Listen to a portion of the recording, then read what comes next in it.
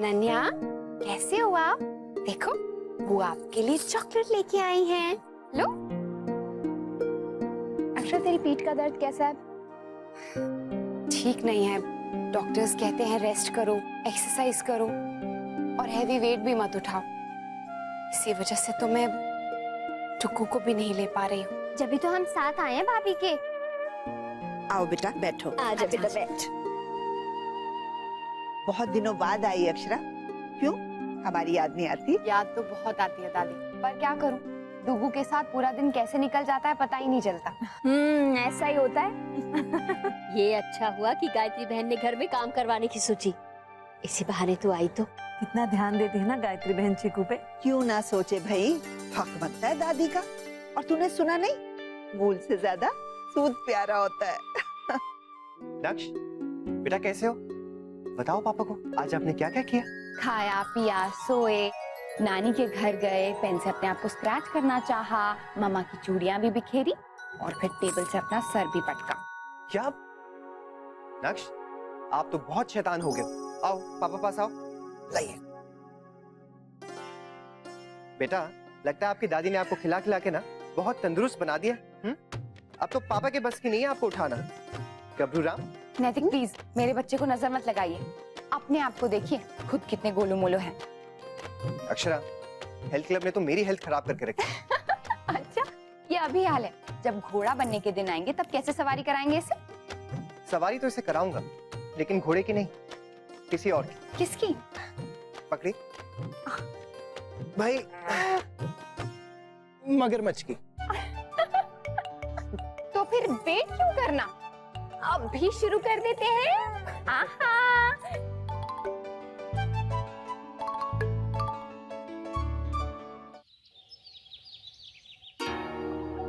क्या होता है?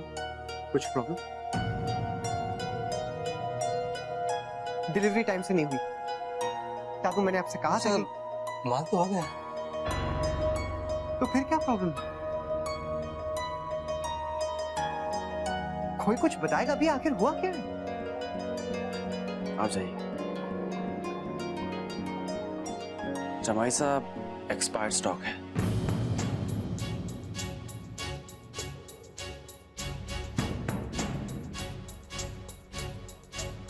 क्या? आपने चेक नहीं किया था? दादू, मैंने आपसे पहले भी कहा था कि लास्ट मोमेंट पे ऑर्डर मत कीजिए। सब कुछ गड़बड़ हो गया और कितना नुकसान हो जाएगा। मेरी जिम्मेदारी थी टाइम से स्टॉक मंगवाना, और वो मैंने मंगवा दिया है। अब उन्होंने गलत स्टॉक भेजा है, तो इसमें मेरी क्या गलती है? अगर पहले मेरी बात सुनी होती तो ये नौबत नहीं आती। पिछली बार सुना था और उसका नतीजा भी देख लिया। तब की बात और थी, तब मैंने